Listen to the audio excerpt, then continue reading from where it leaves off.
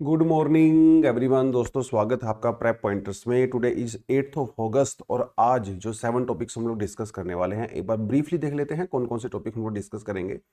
सबसे पहले हम लोग टॉपिक डिस्कस करने वाले हैं विनेश फोगट जी का, बिकॉज उनको पेरिस ओलंपिक से डिस्क्वालीफाई कर दिया गया है बिकॉज उनका वेट जो उनकी कैटेगरी में वो फाइट करती हैं उससे ज़्यादा था। उस कॉन्टेक्स्ट में थोड़ा सा बात कर सकते हैं। सर, राष्ट्रीय विज्ञान पुरस्कार, ये कुछ नए टाइप के पुरस्कार हैं जो हम लोगों ने लॉन्च किए थे कुछ साल पहले, तो इसके बारे में बात करेंगे। Interim government of Bangladesh, Bangladesh के अंदर जिस तरह से चीज़ें बिगड़ गई हैं, वहाँ की जो प्राइम मिनिस्टर थी शेख हसीना जी, वो देश छोड़ के भाग गई हैं, तो इंटरिम गवर्नमेंट वहाँ पे बनाई गई है, थोड़ा उस कॉन्टेक्स्ट में बात कर सकते हैं। उसके अलावा जो है मेजुम केव है मेघालय के अंदर, इसको लेकर थोड़ी सी कंट्रोवर्सी है, वो बात कर सकते हैं। काली रिवर या काली नदी, इसके बारे में बात करेंगे क्योंकि वहाँ पे एक पुल था, एक ब्रिज था जो टूट गया। सरिस्का टाइगर रिजर्व के बारे में बात करेंगे क्योंकि यहाँ पे काफ़ी समय से ये देखा जा रहा था कि टाइगर्स जो हैं वहाँ पे डिस्टर्ब हो रहे थे। उसको लेकर सुप्रीम कोर्ट ने कमेटी बनाई थी, उसकी रिपोर्ट अभी सामने आई है, उस रिपोर्ट के बारे में थोड़ा सा बात करेंगे। उसके अलावा मिथाइल क्यूमिलिस ओरिज, ये क्या है? इंटरेस्टिंग है। बेसिकली इसे आप लोग मीथेन ईटिंग एक बैक्टीरिया भी कह सकते हो। काफ़ी इंपॉर्टेंट टॉपिक है ये, बायोटेक्नोलॉजी वाले सेक्शन से या साइंस एंड टेक वाले सेक्शन से इसको हम लोग थोड़ा सा करेंगे।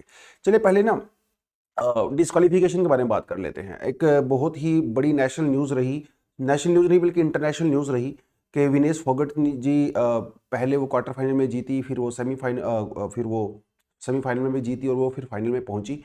और लेकिन फाइनल में से पहले उनका जो बॉडी वेट है वो उनकी कैटेगरी में, जो क्योंकि वो 50 केजी की कैटेगरी में लड़ती हैं, बेसिकली ये उनका वेट कैटेगरी है, तो क्योंकि वो 100 ग्राम ज़्यादा आ गया था तो इसकी वजह से उनको डिस्क्वालीफाई कर दिया गया। उनकी जो सबसे पहली बाउट थी वो एक जापानीज रेसलर के साथ थी। वर्ल्ड नंबर 1 थी, वो डिफेंडिंग चैंपियन भी थी, और वो एक ऐसी रेसलर थी जिन्होंने आज तक कोई भी इंटरनेशनल गेम हारा ही नहीं। अपनी ज़िंदगी में वो सिर्फ 4 बार हारी हैं और किसी भी नॉन जापानीज प्लेयर से वो पहली बार हारी हैं। तो उनकी एक बहुत बड़ी स्टैंडिंग थी वर्ल्ड रेसलिंग वर्ल्ड के अंदर, जिनको यहाँ पे हराया गया। लेकिन अभी उनको डिस्क्वालीफाई कर दिया गया है विनेश फोगट जी को, बिकॉज उनको वेट कैटेगरी से ज़्यादा चली गई। सिर्फ ये पहला कोई इंसिडेंट नहीं है, अभी इटालियन एक वेट लिफ्टर थी, उनको भी डिस्क्वालीफाई कर दिया गया बिकॉज वो भी वेट मेंटेन नहीं कर पाई। ये यूजली आपको उन स्पोर्ट्स में देखने को मिलता है जो इंडिविजुअल स्पोर्ट्स होते हैं और जो स्ट्रेंथ बेस्ड स्पोर्ट्स होते हैं, जैसे वेट लिफ्ट होंगे, बॉक्सिंग हो गया, रेसलिंग हो गया, यहाँ पे थोड़ा ज़्यादा देखने को मिलता है। क्योंकि देख देख जनरल आदमी के पर्सपेक्टिव से सोचने से डिफरेंट थिंग, लेकिन जब आप इसकी प्रोसेस में जाओगे, एथलीट्स कैसे काम करते हैं, उनकी बॉडी कैसे काम करती है, कैसे वो ट्रेन करते हैं, अगर आप वहाँ पे इस चीज़ को समझोगे तो वो समझना थोड़ा सा आसान रहता है। क्योंकि विनेश, हर एथलीट की लाइफ में ऐसा कभी ना कभी ज़रूर आता है जब वो वेट को लेके डिस्क्वालीफाई होते ही हैं बेसिकली, क्योंकि ये प्रोसेस थोड़ी वैसा ही है। मैरी कॉम के साथ भी ऐसा हुआ, तो लगभग लगभग सभी के साथ होता है। अब देखो, वैसे तो इस मुद्दे पे मैं काफ़ी देर तक बात कर सकता हूँ, लेकिन फिर भी थोड़ा सा आपको मैं समझाने की कोशिश करता हूँ कि सिचुएशन क्या है, होती क्या है इन जनरली। जो रेसलर्स होते हैं या जो वेट लिफ्टर्स होते हैं, रेसलर्स की बात कर लेते हैं। रेसलर्स जिस वेट कैटेगरी में लड़ते हैं ना, वो उससे ज़्यादा मेंटेन करते हैं। जैसे अगर आप 50 केजी की कैटेगरी में लड़ रहे हो तो आप जो है 53, 54, 55 तक भी मेंटेन करते हो, क्योंकि जितना आपका बॉडी का मसल वेट होता है ना, मसल्स जो होते हैं, उतना आपकी स्ट्रेंथ होती है, क्योंकि मसल में बहुत स्ट्रेंथ होती है। ये फैट की बात नहीं कर रहा हूं, जो ये रेसलर्स होते हैं ना, इनके अंदर जो बॉडी फैट परसेंटेज है वो बहुत ही कम होता है, 5%, 6%, 7% होता है। तो फैट तो बॉडी में होता ही नहीं, मान के चलिए, सारी की सारी होती है मसल्स। मसल्स को लूज करना बहुत डिफिकल्ट होता है, फैट को लूज करना आसान होता है कंपैरेटिवली इन एथलीट्स के लिए, क्योंकि उसके अंदर फैट के अंदर लिक्विड्स होते हैं, वाटर होता है, तो उसको जल्दी रिमूव करना आसान होता है। तो पहले ही इनकी बॉडी में बहुत ही कम फैट होता है, तो फैट कट करना बहुत बहुत मुश्किल बात होती है। इसे हम लोग कटिंग बोलते हैं बेसिकली, एक उस लैंग्वेज में कटिंग बोलते हैं। जब आप लूज करते हो तो आपके पास क्या स्कोप बचता है? आपके पास ये स्कोप रहता है कि आप खाना मत खाइए, आप भूखे रहिए, आप सोल्ट मत लीजिए, आप पानी मत पीजिए। ये कटिंग करने का एक तरीका होता है। तो यूजली ये जो रेसलर्स होते हैं ये 5-6 किलो वेट एक्स्ट्रा मेंटेन करते हैं। जैसे इनका नेचुरल वेट जो है वो 56-57 केजी रहता है, लेकिन ये लोग क्या करते हैं, जब इनकी कोई फाइट होती है इंटरनेशनल या कोई फाइट होती है, तो ये इससे 2 हफ्ते पहले लगभग अपना वेट कटिंग करना शुरू कर देते हैं, क्योंकि फैट तो होता नहीं है। तो एक्सट्रीम ट्रेनिंग करते हैं, नमक नहीं खाते हैं, पानी बहुत ही कम पीते हैं, खाना भी काफ़ी कम खाते हैं, जिसकी वजह से इनका वेट थोड़ा सा कंट्रोल में आ जाता है। तो 2-3 हफ्ते का प्रोसेस होता है। उसके बाद ये जब फाइट से पहले जब वेट होता है तो वो मेजर करते हैं, और अगर वो मेंटेन कर लेते हैं तो फिर वो लड़ाई करना शुरू कर देते हैं। ऐसा होता है बेसिकली, इन जनरली ऐसा होता है। ऐसा, और विनेश फोगट जी के साथ ऐसा पहली बार नहीं हुआ है। तो देखिए, जब आप इतनी एक्सट्रीम कम स्पेस में आप इतना ज़्यादा वेट लूज करते हो ना, तो आपकी बॉडी के ऊपर बहुत नेगेटिव इंपैक्ट पड़ता है। इवन कई बार तो ये लाइफ थ्रेटनिंग भी हो सकता है। कई बार एथलीट एक एक रात में 4-4, 5-5 kg वेट करते हैं, एक्सट्रीम एक्सट्रीम लेवल तक चले जाते हैं। तो कई बार ये लाइफ एंड डेथ का मामला भी हो सकता है, और कई लोगों की डेथ एक्चुअली होती भी है इसकी वजह से। और लास्ट ओलंपिक में भी फोगट के साथ ऐसा हुआ, इनका वेट कई किलो ज़्यादा था। तो जब इन्होंने बहुत कम टाइम में ज़्यादा वेट लूज करने की कोशिश की, तो उससे होता क्या है, उससे आपने ना ब्लर विजन हो जाता है, आपको कंफ्यूजन हो जाता है। तो इसकी वजह से वो हार भी गई थी पिछली ओलंपिक में। क्योंकि देखिए, हमें तो जब वो लड़ते हैं ना एथलीट्स, हमें तो वो सामने दिखते हैं, लेकिन उसके पीछे जो चल रहा है ना उनकी बॉडी के साथ, और लास्ट, क्योंकि वो सोते नहीं हैं, पानी नहीं पीते हैं, खाना नहीं खाते हैं, वो सोना करते हैं, एक्सट्रीम ट्रेनिंग करते हैं, प्लास्टिक के कपड़े पहन के ट्रेनिंग करते हैं ताकि पसीना आए और उसमें से फ्लूइड निकले, लेकिन हमें वो ग्राउंड के ऊपर दिखते हैं। लेकिन उससे पीछे बहुत उनकी बॉडी के ऊपर बहुत ज़्यादा स्ट्रेस होता है। तो वो उस तरह से लड़ते हैं। यहाँ पे भी उनके साथ ऐसा हुआ। देखिए, ओलंपिक में जो फाइट होती हैं वो 2 दिन लगातार होती हैं, ठीक है, और दोनों ही दिन आपको मेंटेन करना होता है वेट। तो इनका वेट जो है वो 52-53 था, 52-53 के आसपास था। जब इनका पहला फाइट हुआ, सुबह 7 बजे के आसपास, 7 साढ़े 7 के आसपास वेट होता है, आपको वेट करवाना पड़ता है फाइट से पहले। तो रात भर ये लोग ट्रेनिंग करते हैं, सुबह वेट मेंटेन करते हैं। वेट मेंटेन अगर आपका हो गया, फिर कोई टेंशन नहीं है। तो जब अगर वेट मेंटेन हो जाता है, मेजरिंग करने वाली टीम आती है, उसके बाद आपको इलेक्ट्रोलाइट्स दिए जाते हैं, कार्बोहाइड्रेट दिया जाता है, आपको प्रोटीन दिया जाता है आपके कोच के द्वारा, न्यूट्रिशनिस्ट के द्वारा, क्योंकि आपकी फाइट है, दिन में 2-3 फाइट होती हैं, आपको लड़ना होता है, तो आपको एनर्जी देने के लिए। तो जब वो दिया जाता है तो आपका वेट बढ़ जाता है। तो जब इनका पहली बार वेट किया गया तो 49.9 kg था, जो कि बिल्कुल लिमिट के अंदर था। फिर इनको न्यूट्रिशन के इलेक्ट्रोलाइट और प्रोटीन और कार्बोहाइड्रेट दिया गया, क्योंकि भैया फाइट लड़नी थी आपको बैक टू बैक। तो वो वेट बढ़ गया। तो क्योंकि आप देखिए, सीधी सी बात है भाई, आपकी बॉडी ना कई हफ्ते से ना लगातार एग्जॉस्ट हो जाती है, उसको कुछ खाने को मिलता नहीं है सच। तो जब उसको मिलता है ना खाने को, तो आपके जो सेल्स होते हैं वो, उनको जब एकदम से खाने को मिलता है, वो एकदम इतना स्ट्रेस में होते हैं, तो वो बहुत जल्दी ग्रो करते हैं और आपका वेट बहुत जल्दी गेन हो जाता है। अब आप सोच के देखिए, आप 3 हफ्ते से हमने कुछ खाया पिया नहीं है, आप अपनी बॉडी को बहुत ज़्यादा स्ट्रेस दे रहे हो, और आपकी बॉडी को अचानक से बहुत कुछ मिल जाए एकदम से, और फिर आप बोलो कि अभी मुझे छोड़ना है। आपकी बॉडी की एक लिमिटेशन होती है, आपकी बॉडी एक लिमिट से ज़्यादा वाटर को एलिमिनेट नहीं करेगी। उसके लिए आप कितना ही मर्जी ट्रेन कर लीजिए, क्योंकि फैट तो आपकी बॉडी में पहले से ही नहीं था। मिनिमम आपकी बॉडी में फैट होता है, मसल होती है, उसके अंदर पहले से ही वाटर नहीं था।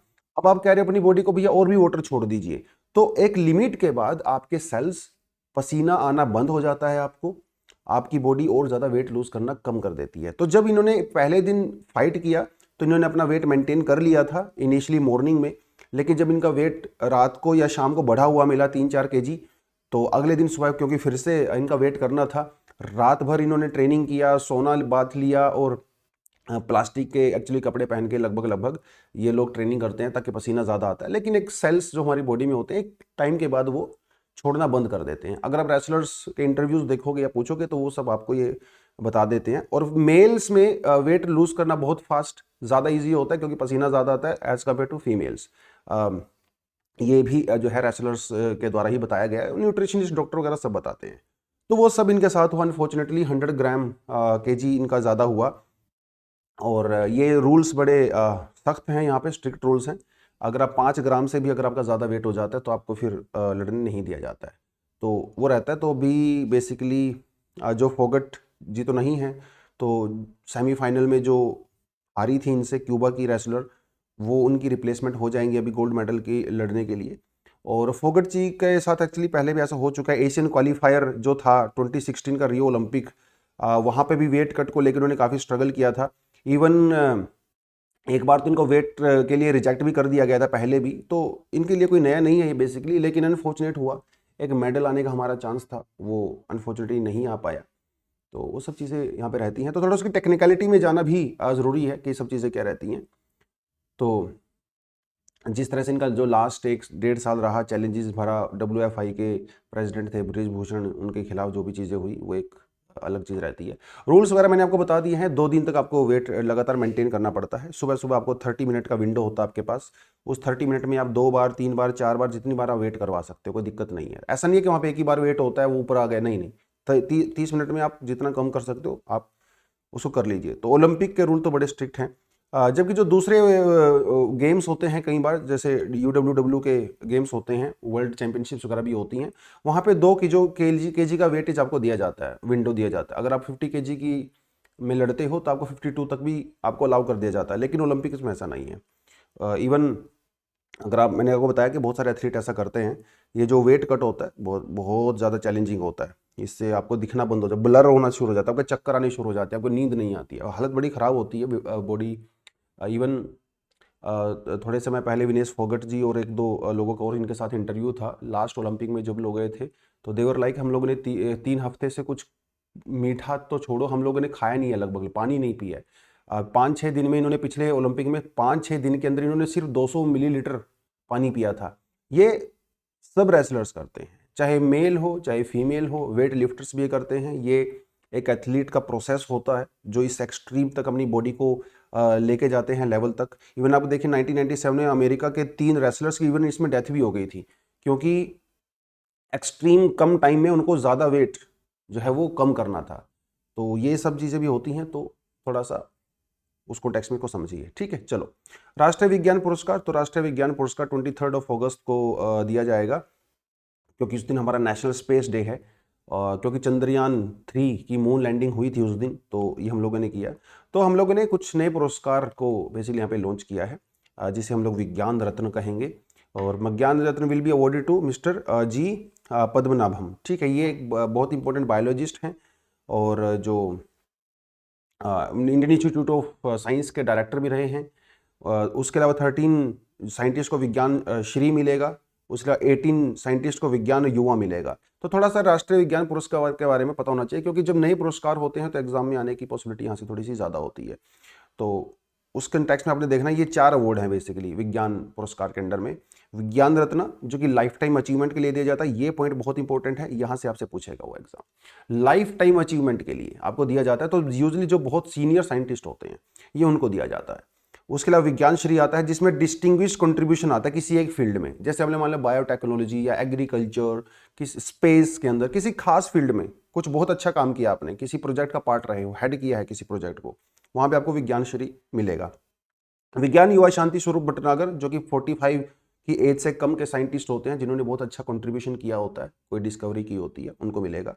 उसके अलावा विज्ञान टीम, जो 3-4-5 मेंबर्स का जो एक ग्रुप होता है जो किसी प्रोजेक्ट को लीड करते हैं, जैसे चंद्रयान या कुछ भी, वहाँ पे आपको ये दिया जाता है। उस कॉन्टेक्स्ट में आपने इसको याद रखना है, ठीक है जी। एलिजिबिलिटी क्या है? गवर्नमेंट और प्राइवेट ऑर्गेनाइजेशन दोनों में ही दिया जा सकता है। इसके अंदर टोटल 13 डोमेन्स हैं जहाँ पे आपको ये अवार्ड मिलेगा।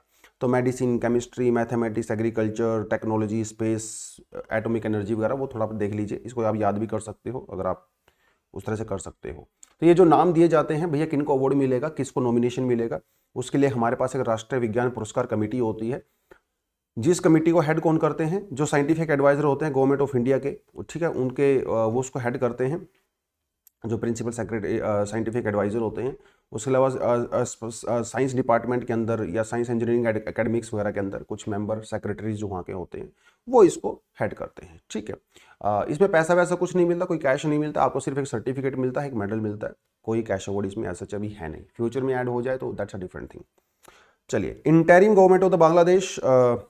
शेख हसीना जी तो देश छोड़ के भागी गई हैं पहले ही अपनी सिस्टर के साथ, लेकिन उनकी जगह पे Nobel laureate mister Yunus Sheikh Yunis को मोहम्मद यूनिस को वो जो एक इंटरिम गवर्नमेंट का हेड बनाया गया है। इंटरिम गवर्नमेंट का मतलब सीधा सा ये है भाई, अभी टेम्परेरी बेसिस पे, जब तक वहाँ पे कोई पर्टिकुलर सॉल्यूशन फाइनल नहीं निकलता है तब तक इनको यहाँ पे बना दिया गया है।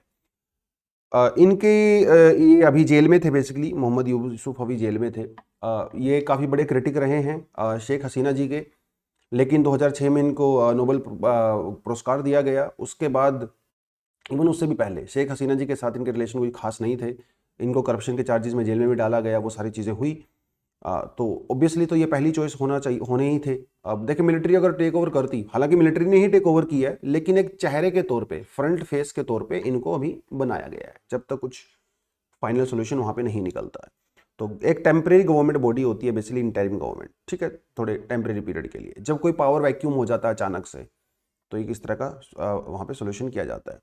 थोड़ा सा इनके बारे में जानना भी जरूरी है, यूनुस के बारे में। नोबेल पुरस्कार तो ऑफकोर्स इनको मिला ही 2006 में। क्यों मिला? इनको मिला है ग्रामीण बैंक के लिए, ठीक है। ग्रामीण बैंक बेसिकली एक बैंक है जहाँ पे आप अपना सेविंग अकाउंट ओपन करा सकते हो, और ये छोटे छोटे लोन्स देता है, माइक्रो फाइनेंसिंग करता है। जो गांव की औरतें या जो छोटे छोटे बिजनेस होते हैं बेसिकली, उनको लोन प्रोवाइड कराता है। और इस लोन की वजह से जो रूरल इकोनॉमी है बांग्लादेश की, उसने काफ़ी ग्रो किया और मिलियंस ऑफ लोग पॉवर्टी से बाहर आए, और इसी कंट्रीब्यूशन के लिए इनको नोबेल प्राइज़ भी दिया गया। वो उस कॉन्टेक्स्ट में थोड़ा सामने इसको याद रखना है, ठीक है जी। चलो, मोइम केव, देखिए पहले आपको मैं बताता हूँ, अगर आपने थोड़ा बहुत ज्योग्राफी में जीसी ल्योंग वगैरह पढ़ा है तो वहाँ पे एक टॉपिक आता है कास्ट टोपोग्राफी, जिसको बोलते हैं कास्ट टोपोग्राफी। तो ये यूजली टोपोग्राफी अंडरग्राउंड होती है, नीचे की तरफ होती है, ठीक है, बेसमेंट में। और इसमें क्या रहता है, जो सोल्ट्स होते हैं बेसिकली वो एक स्ट्रक्चर बनाते हैं, जो लगातार ड्रिप होते रहता है वाटर के अंदर। जो सोल्ट मिक्स होता है, जब वो ड्रिप होता है लगातार, तो एक इस तरह का स्ट्रक्चर बनाता है। ऊपर की तरफ भी बनाता है, नीचे की तरफ बनाता है। जैसे जैसे मान लो ये आपकी केव है, तो इसमें आपको कुछ कुछ इस तरह के स्ट्रक्चर आपको देखने को मिलते हैं, ऊपर की तरफ भी और नीचे की तरफ भी। क्योंकि यहाँ से सोल्ट जो ड्रिप होता है ना, वो ऐसे स्ट्रक्चर बनाता है। कई बार ये आपस में मिल भी जाते हैं, इसे हम लोग पिलर कहते हैं। तो स्टैलेक्टाइट और स्टैलेग्माइट बोलते हैं बेसिकली इनको। और मेघालय के अंदर भी ऐसी फॉर्मेशंस पाई जाती हैं, मौसिनराम के अंदर, क्योंकि बारिश वारिश बहुत ज़्यादा होती है तो पानी लगातार ड्रिप करता रहता है केव्स वगैरह में। तो वहाँ पे कुछ स्टैलेक्टाइट स्टैलेग्माइट टाइप के स्ट्रक्चर बन गए थे, जिनमें से कुछ स्ट्रक्चर जो है वो शिवलिंग जैसे नज़र आते हैं। तो कुछ लोगों ने कहा भाई ये तो शिवलिंग है, तो हम तो यहाँ पे पूजा करेंगे, ये तो भगवान का जगह है हमारे यहाँ पे। तो वो पिलग्रिमेज करने की वहाँ पे ट्राई कर रहे थे, तो उसको लेके वहाँ पे कुछ इशू हुए, और अभी फाइनली डिसीजन नहीं निकला कि जो लोकल विलेज काउंसिल है, उन्होंने ऐसी वहाँ पे पूजा करने से, पिलग्रिमेज से बिल्कुल मना कर दिया। उनका कहना है कि भैया इसका भगवान से कोई लेना देना नहीं है, ये एक जियोग्राफिकल, एक केमिकल प्रोसेस है। ये पूरी दुनिया भर में इस तरह की चीज़ें मिलती हैं, क्योंकि यहाँ पे लाइमस्टोन पाया जाता है इन केव्स के अंदर। तो ये एक नेचुरल प्रोसेस है, तो हम लोग यहाँ पे ये धर्म वगैरह वो सब अलाउ नहीं करेंगे। उस कॉन्टेक्स्ट में अपने इसको बस देखना है। तो ये जो मोजिम केव है, थोड़ा इसको देख सकते हैं आप। मौसिनराम मेघालय के अंदर पड़ता है। जो स्टेट कैपिटल है शिलोंग, वहाँ से 60 किलोमीटर साउथ वेस्ट में आपको देखने को मिलेगा।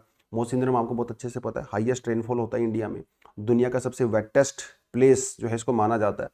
नेचुरल केव है ये। यहाँ पे कैलकेरियस सैंडस्टोन आपको देखने को मिलता है, थोड़ा लाइमस्टोन की प्रेजेंस भी यहाँ पे रहती है।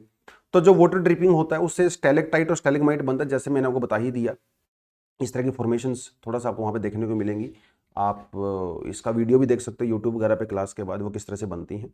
उस कॉन्टेक्स्ट में बस इसको याद रखना है, बाकी जो है इसमें और कुछ खास है नहीं। चलिए, आपसे क्योंकि ऐसे ही पूछेगा एग्जाम में, भैया ये जो केव्स हैं न्यूज़ में थी वो कौन से स्टेट में पड़ती हैं, वो इस तरह के मैच द फॉलोइंग टाइप का क्वेश्चन आपसे पूछेगा। चलिए, काली रिवर और द काली नदी न्यूज़ में क्यों है? न्यूज़ में इसीलिए क्योंकि यहाँ पे एक ब्रिज था और वो ब्रिज कोलैप्स हो गया अनफॉर्चुनेटली। देखिए दिखा देता हूँ आपको, ये जो ब्रिज है वो कोलैप्स हो गया, काली नदी के ऊपर बना हुआ था। उस कॉन्टेक्स्ट में बस आपको याद रखना है, काली नदी या फिर काली रिवर, बात एक ही है, नदी को ही रिवर कहते हैं। कहाँ पे है? उत्तर कन्नड़ा डिस्ट्रिक्ट में है, कर्नाटका के अंदर, ठीक है। ओरिजिन कहाँ से होता है? कुशावली से इसका ओरिजिन होता है, वेस्टर्न घाट में।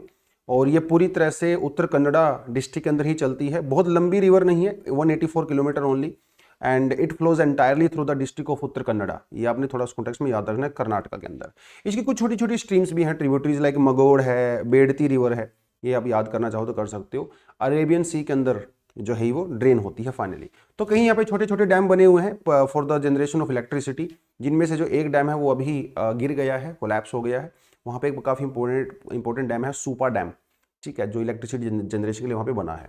उस कॉन्टेक्स्ट में आपने इसको याद रखना है। यहाँ पे आपको काली टाइगर रिजर्व भी मिलता है, और ये जो काली रिवर है उसके मिडिल में से लगभग पास करती है जो काली रिवर है, काली टाइगर रिजर्व के बीच में से, ठीक है। तो काली टाइगर रिजर्व भी आपसे पूछ सकता है, काली रिवर भी आपसे पूछ सकता है, कहाँ ड्रेन करती है, ड्रेनेज सिस्टम से वो सवाल भी आपसे पूछ सकता है। उस कॉन्टेक्स्ट में आपने इसको याद रखना है। डैम ये क्योंकि बहुत छोटा डैम है, अगर नेशनल दूसरे डैम से कंपेयर करें तो मुझे लगता है यहाँ से पॉसिबिलिटी थोड़ी कम है आने की, बट फिर भी अगर आप याद करना चाहो तो कर सकते हो। चलिए, Sariska tiger reserve. Sariska tiger reserve जो है वो राजस्थान में पड़ता है, और यहाँ से क्या हो रहा था, काफ़ी समय से एक चीज़ नोटिस की जा रही थी कि टाइगर की पॉपुलेशन कम हो रही है, और क्योंकि वहाँ पे टूरिज्म एक्टिविटी बहुत ज़्यादा है। 70,000 से ज़्यादा व्हीकल्स वहाँ पे लास्ट ईयर आए थे। ये एक जब रिसर्च किया गया तो ये पाया, जिनमें से आधे से ज़्यादा तो 4 व्हीलर ही हैं। तो बेसिकली लोग वहाँ पे पिकनिक मनाने जाते हैं, टूरिस्ट लोग, जिसकी वजह से पूरा इकोसिस्टम वहाँ पे डिस्टर्ब होता है और टाइगर की पॉपुलेशन को जो है वो थ्रेट होता है। उस पूरे कॉन्टेक्स्ट के अंदर सुप्रीम कोर्ट ने बेसिकली कमेटी बनाई थी, central empowered committee supreme court के अंडर में, और इसने अभी 2-3 साल तक इसने देखा भाई क्या है वहाँ पे पूरा मामला, और अभी वहाँ पे इन्होंने रिपोर्ट डाल दी है। उस रिपोर्ट में इन्होंने ये कहा है कि जो प्राइवेट व्हीकल्स हैं उनको यहाँ से कंप्लीटली बैन कर दिया जाए, मतलब कंप्लीट बैन। ठीक है, तो क्या करेंगे भैया, प्राइवेट व्हीकल को बैन करेंगे तो लोग कैसे जाएंगे वहाँ पे? इन्होंने कहा वहाँ पे आप फेरी कर सकते हो, प्राइवेट जो इलेक्ट्रिक बसें होती हैं आप वो कर सकते हो, वहाँ पे आप रोप वे का यूज़ कर सकते हो, क्योंकि देखो लोग तो वहाँ पे जाएंगे। सरिस्का टाइगर रिजर्व के अंदर काफ़ी सारे गांव बने हुए हैं, कई सारे वहाँ पे बड़े बड़े टेम्पल्स भी हैं जहाँ पे एक्चुअली लोग जाते हैं, तो लोग तो जाएंगे तो, लेकिन प्राइवेट व्हीकल में ना जाएं, अपनी बाइक्स पे गाड़ियों में ना जाएं, सरकार द्वारा जो प्रोवाइड कराई जाती हैं जो एनवायरमेंटल फ्रेंडली सर्विसेज हैं उसके थ्रू वहाँ पे जाया जाए, क्योंकि प्राइवेट व्हीकल सबसे बड़ा डेंजर है बेसिकली टाइगर्स को लेकर वहाँ पे, ऐसा उस कमेटी ने कहा। थोड़ा उस कॉन्टेक्स्ट में आपने इसको याद रखना है, और सरिस्का टाइगर रिजर्व के बारे में थोड़ा सा बात कर सकते हैं। अलवर डिस्ट्रिक्ट के अंदर पड़ता है, राजस्थान के अंदर अरावली हिल्स के अंदर पड़ता है, और ये ऐसा एकमात्र ऐसा टाइगर रिजर्व है इंडिया में जहां पे सक्सेसफुली हम लोगों ने टाइगर को रिलोकेट किया है। This is the first reserve globally पूरी दुनिया में जहां पे टाइगर्स को रिलोकेट किया है। ओरिजिनली यहां पे टाइगर हुआ करते थे, बीच में खत्म हो गए, फिर बाद में वहां पे इंट्रोड्यूस किया गया। उस कॉन्टेक्स्ट में अपने याद रखना है। तो जो अलवर के महाराज थे ये उनका हंटिंग ग्राउंड होता था। देखिए राजा महाराजों की अलग लाइफ हुआ करती थी, उनके हजारों एकड़ में जंगल हुआ करते थे, सबके मालिक हुआ करते थे, तो जब मूड किया करता था, आजकल तो आप रील्स बना लेते हो, यूट्यूब नेटफ्लिक्स देख लेते हो, तब तो ये सब कुछ नहीं हुआ करता था मनोरंजन के लिए। तो वो लोग शिकार पे जाया करते थे, अपने दोस्तों के साथ मिलकर शिकार पे जाया करते थे, तो उनका ये हंटिंग ग्राउंड हुआ करता था। लेकिन 1955 में इसको वाइल्ड लाइफ सेंचुरी डिक्लेयर किया गया, और जब प्रोजेक्ट टाइगर को हम लोगों ने लॉन्च किया तो 1979 में इसको नेशनल पार्क हम लोगों ने डिक्लेयर कर दिया। उस कॉन्टेक्स्ट में थोड़ा सा आपने इसको याद रखना है। जो रिवर यहाँ से फ्लो करती है उसका नाम है रूपरल रिवर, ठीक है, करती है। और क्योंकि ये देखिए राजस्थान में पड़ता है तो ऑब्वियसली यहाँ पे आपको एवरग्रीन फॉरेस्ट तो मिलने से रहे, तो ज़्यादातर आपको यहाँ पे ड्राइड एसिडियस फॉरेस्ट और ट्रॉपिकल थॉर्न फॉरेस्ट आपको देखने को मिलते हैं। एक ट्री यहाँ पे बहुत इंपॉर्टेंट है जिसे जो है ढोक ट्री या फिर बटन ट्री कहते हैं, ठीक है, ये थोड़ा आपने याद रखना है, ढोक ट्री या फिर बटन ट्री। उसके अलावा यहाँ पे आपको बबूल, खेर, बनिया, बेर, थोड़ा बहुत नीम वगैरह भी देखने को मिलता है। यहाँ पे एक फोर्ट है इस रिजर्व के अंदर में जिसका नाम है कंकरवाड़ी फोर्ट। इंपॉर्टेंट क्यों है? क्योंकि इसका हिस्टोरिकल रेलेवेंस है। औरंगजेब के जो भाई थे दारा शिकोह, तो जब सक्सेशन के लिए लड़ाई चल रही थी मुगल थ्रोन के लिए, तो दारा शिकोह को पकड़ के यहाँ पे एक्चुअली कुछ समय के लिए बंदी बनाया गया था, इसीलिए जो है थोड़ा सा फेमस है। उस कॉन्टेक्स्ट में भी आप इसको याद कर लेना, ठीक है। चलो, मिथाइल क्यूकिमिस ओरिजे, तो ये क्यूकिमिस का वर्ड कहाँ से है? क्यूकुम्बर से आया बेसिकली। देखिए जब हम लोग ग्रीन हाउस गैसेस की बात करते हैं तो CO2 को हम सबसे पहले रखते हैं, उसके बाद हम लोग रखते हैं मीथेन को। मीथेन कार्बन डाइऑक्साइड के कंपैरिजन में 26 टाइम्स ज्यादा स्ट्रॉन्ग है हीट को एब्जॉर्ब करने के लिए, या फिर एक क्लाइमेट चेंज के पोटेंशियल के रूप में, तो मीथेन भी बहुत डेंजरस है। बट फॉर्चुनेटली नेचर के अंदर कुछ ऐसे बैक्टीरियाज पाए जाते हैं जो कि मीथेन को मेटाबोलाइज कर सकते हैं, उसको ऑक्सीडाइज कर सकते हैं, मतलब उसको कंज्यूम कर सकते हैं, जिसे कई बार हम लोग ना मीथेन ईटिंग बैक्टीरिया भी बोलते हैं। मीथेन ईटिंग बैक्टीरिया मीथेन को खत्म करते हैं। जब ये मीथेन को खाते हैं ना तो बदले में CO2 और वाटर प्रोड्यूस करते हैं। हालांकि CO2 भी ग्रीन हाउस गैस है, लेकिन कम से कम मीथेन से तो कम पावरफुल है ना। CO2 कम पावरफुल है, लेकिन हम लोग CO2 को इतना ज्यादा ब्लेम क्यों करते हैं? क्योंकि इसकी क्वांटिटी बहुत ज्यादा है, लेकिन ये बैक्टीरिया मीथेन को CO2 में तोड़ देता है बेसिकली, ठीक है। ऐसा ही एक बैक्टीरिया अभी इंडिया के अंदर भी डिस्कवर किया गया, जो अभी तक दुनिया में कहीं और डिस्कवर नहीं हुआ था। तो ये जो रिसर्च की गई है महाराष्ट्र में, पुणे वाले रीजन में थोड़ी ज़्यादा की गई है, वहाँ पे जो राइस फील्ड हैं, क्योंकि मीथेन ज़्यादातर वहीं से निकलती है। जो डंपिंग ग्राउंड होते हैं, गार्बेज ग्राउंड होते हैं, जो लैंड फील्ड्स होती हैं, या जो राइस फील्ड होते हैं जहाँ पे धान की खेती हम लोग करते हैं, जो हमारी वाटर बॉडीज़ होती हैं, लेक्स वगैरह रहती हैं, ठीक है, वहाँ से ज़्यादा मीथेन रिलीज होती है। तो वहाँ पे ये बैक्टीरिया पाया गया है, इंडिया में ही पाया गया, दुनिया में कहीं और नहीं पाया गया है। तो इसे हम लोग कह रहे हैं मिथेनोट्रोफ, ठीक है, जो एक एक्टिविटी होती है जो ये बैक्टीरिया करते हैं, बैक्टीरिया कंज्यूम करते हैं। इसकी जो शेप होती है ना वो थोड़ी क्यूकुम्बर जैसी होती है, थोड़ी इस तरह की शेप होती है इस बैक्टीरिया की, ठीक है, इसीलिए इसका नाम जो है हम लोगों ने, तो इसको मीथेन ईटिंग क्यूकुम्बर भी कहते हैं, मीथेन ईटिंग क्यूकुम्बर। याद रखना है, एग्जाम में ये भी आपसे पूछ सकता है, क्योंकि एक बड़ा सा इंटरेस्टिंग सा कीवर्ड है, तो पूछेगा आपसे मीथेन ईटिंग क्यूकुम्बर, ये जो पूरा कॉन्सेप्ट है किस चीज से रिलेटेड है, तो बेसिकली एक बैक्टीरिया है जो मीथेन को ऑक्सीडाइज करता है, ठीक है, उसको कार्बन डाइऑक्साइड में और वाटर में कन्वर्ट करता है। ये इस कॉन्टेक्स्ट में अपने याद रखना है। तो एक हथियार हमें मिल गया मीथेन को कम करने का, एक नेचुरल तरीके से हम लोग कम कर सकते हैं। तो इस बैक्टीरिया को अगर हम लोग कल्टीवेट करें लार्ज स्केल पे, ठीक है, और बाद में इसको लैंडफिल्स में जाके डाल दें, तो डेफिनेटली ये मीथेन को कम कर सकता है। लेकिन इसमें थोड़ा सा इशू ये है कि इसकी ग्रोथ उतनी ज़्यादा है नहीं, काफ़ी स्लो ग्रोथ वाला बैक्टीरिया है, तो समय लगता है इसको, अगर आप आर्टिफिशियल तरीके से या फिर कल्टीवेट करने के तरीके से इसको करोगे। लेकिन हाँ, इसका बेनिफिट काफ़ी नज़र आता है। पुणे के अंदर जो स्पेशली रिसर्च की गई है राइस फील्ड्स वगैरह में, वहाँ पे ये पाया गया है कि ये एक्चुअली राइस कल्टीवेशन बहुत हेल्प करता है, राइस की अर्ली फ्लावरिंग करता है और राइस की जो यील्ड है उसको भी बढ़ाता है। मतलब समय कम लगता है धान को उगने में, और पैदावार भी ज़्यादा करता है जहाँ पर ये बैक्टीरिया ज़्यादा पाया गया है, ठीक है, क्योंकि ये मीथेन को ऑक्सीडाइज करता है, मेटाबोलाइज करता है और उसको तोड़ सकता है। ये भी देखा गया है। तो फ्यूचर में हो सकता है कुछ बायोफ्यूल प्रोड्यूस करने में इसका हम लोग यूज़ करें, या राइस कल्टीवेशन में इसका हम लोग किसी तरीके से यूज़ कर सकते हैं। हमारे एनवायरनमेंट को क्लीन अप करने के काम आएगा, क्योंकि मीथेन को अगर आपने हटाना है तो फिर इसका रोल हो सकता है। उस कॉन्टेक्स्ट में अपने इसको याद रखना है, ठीक है। बस ऐसे ही पूछेगा आपसे, तो ये मिथेनोट्रोफ क्या है, मीथेन ईटिंग बैक्टीरिया क्या है, मीथेन ईटिंग क्यूकुम्बर क्या है, कहाँ पे इसको डिस्कवर किया गया, इंडिया का इंडिजेनस है, कहीं और पाया नहीं गया, तो उस कॉन्टेक्स्ट में थोड़ा सा आप इसको देख लीजिए। तो आज यहीं पे समाप्त करते हैं। Thank you very much, all the best, जय हिंद।